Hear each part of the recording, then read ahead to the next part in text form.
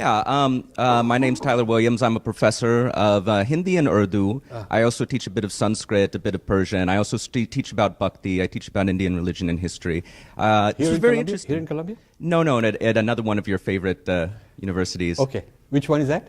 If I tell you, will you attempt to tarnish my image like you have my colleagues? Well, if you think that what I did to the colleagues is tarnishing their image, then they cannot stand criticism, answer the following questions.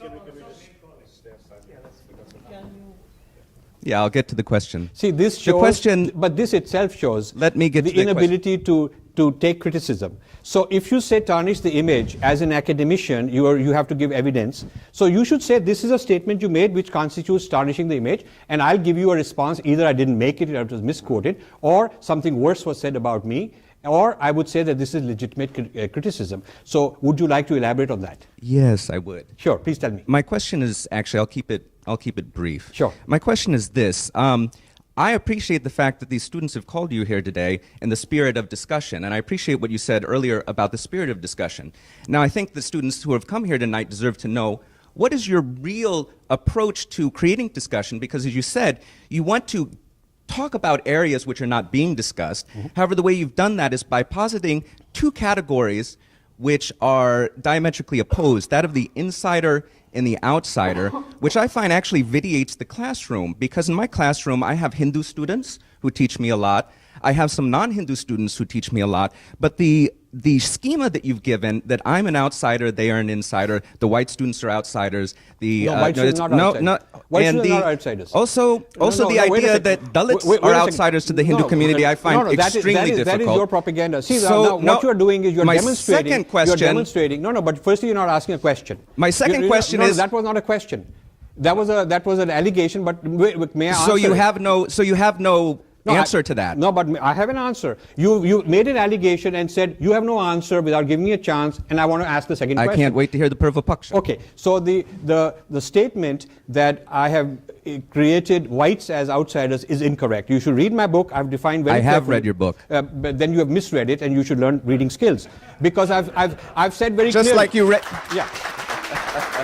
Yeah. Just like you misread Sheldon Pollock's 500-page tome. No, but let me tell you that. I have very clearly said this is an outsider is defined by the lens he wears and not by the ethnicity. And I have also said Marxist is not allowed to speak? Wait a second. So only a Hindu is allowed to speak. You asked a question, and you know the protocol and the decency to listen to an answer, because you're trying to be an academician with some clout and credibility, and therefore you owe it that since you've made an allegation, you should give me a chance. May I please? Okay. So I want to clarify my position, because I'm entitled to defining what my position is rather than you defining it for me. So I have said very clearly that insiders and outsiders is based on the lens, and I've given a table of insider lens and outsider lens, and written very carefully many times it is not about ethnicity. And I have said that many white people are in fact insiders, and a lot of Indians are outsiders, and I've called them sepoys, I've called them all sorts of names, and they are the outsiders. So for you to insinuate that I've considered white people to be outsiders because they're white is actually incorrect. So I just want you to be for the record. Thank you for pointing that out. I actually didn't get to finish my Udharana. No, but it shows that you are more into the rumors of what people say, because you haven't really read, because this is written right in the introduction of my books. Okay, secondly, and people, how many people have read? Okay, so students have read more than you, the professor, because they have read the book, and you are claiming. I just said I read the book, and I've read your articles, and I've read your latest blog post about Sheldon Pollock. Yeah, but what I'm saying is that you read it wrong. But you read it wrong because you don't understand what I meant by insiders and outsiders. So that's one thing. Second thing, you are saying that this categorization of insiders and outsiders as a matter of principle is a wrong thing to do. In religious studies, we have something called emic and etic. I don't know if you're familiar with that. And we have the idea of insiders and outsiders. Did you invent that term? I might be familiar, but maybe you're not familiar with this. Maybe you're not familiar with this, but maybe you are. But the category of insiders and outsiders is a well-known category in cultural studies. It's a category in when they're looking at different identities. This is not something I have invented. You can look at insiders and outsiders as seen by many different identity groups, many different culture groups in this country. So we can discuss this, but you should be accurate and not falsify. I'm very glad you're asking this right here on camera, because it gives me a chance to illustrate the amount of denigration, unfair mischaracterization, and I'm so happy that we have a chance to talk. I'm glad too, because the way you mischaracterized Sheldon Pollock's work was Now really you quite switch to- reprehensible. My other question, my No, now second you question switch to- is... now you switch to no, Sheldon my Pollock. second question is, what is your position in front of these students? What is your position on plagiarism, considering you got caught plagiarizing No, I didn't. major I didn't. sections No, of wait a work second. of Andrew Wait a Nicholson, second. one of the same Okay. scholars Wait you have, a second. have Wait you a second. have critiqued. I have What given is an your answer. position I on have given an plagiarism? answer. You've asked a question. You've asked me 3 times. I'll give you my answer. I have challenged Nicholson to take me to court, which is what the law requires, and otherwise keep his mouth shut, or take me to an arbitration, and he has not accepted it. Okay, wait a second. You should listen to me. An allegation does not comprise a verdict. An allegation is an allegation, and you have to take it to a neutral third party, which he has not done. Second thing you should know, his publisher, which was Columbia University Press, and my publisher, which is HarperCollins, long back had a letter exchange, which I have copies of. Have you seen those letters? What did they say? It goes off on the Indology listserv all the time. I'm talking about what does Columbia University Press letter say. Have you seen it? Yes, I've seen it. Okay. What does the Columbia University Press letter say? Want me to quote it to you? Or No. Maybe you should quote it, because maybe I'll get it wrong. Does it use the word plagiarism? Does it use the word plagiarism? Because I have it with me. You didn't quote him. I'm saying you if did you have not read it, cite him as your references. Wait a second. If you are truthful that you have seen it, and your whole topic is about plagiarism, does the Columbia University Press letter to HarperCollins use the word plagiarism? You got me there. It doesn't. Okay, sorry. So you don't even know the main punchline. The elephant in the room is supposed to be plagiarism. And if the publisher is writing a letter, you ought to know whether they use the word plagiarism or not. They called it copy editing mistakes, and we request that you fix them. That's what they called it. Second, let me just tell you. Let me tell you. And Wait a second. That is what's called a euphemism. No, have you heard of that? Wait a second. It is not, because I have seen publishers write a straight letter.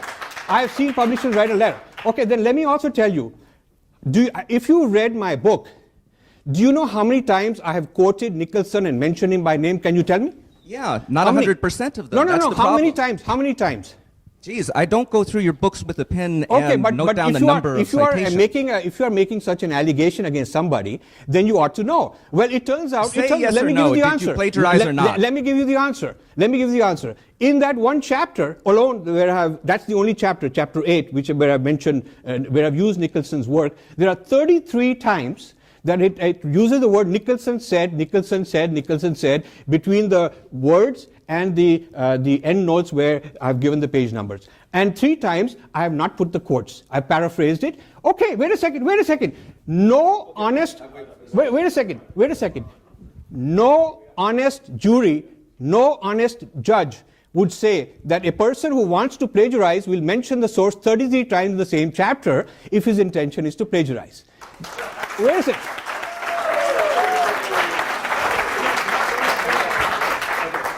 So wait a second. No. Can you explain to these people what your connection is to the BJP? Why you? Wait.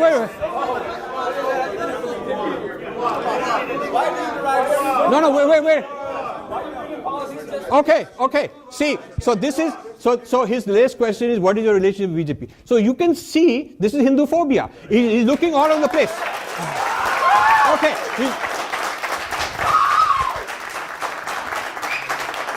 All right, so... Wait a second. Let me have the last word. He is ashamed to tell where he teaches, because I will do to him what I've done to his colleagues. Okay. And basically, no. Wait a second. You're shouting. Wait a second. You're trying to be a hero because maybe they'll give you a tenured job which you don't have.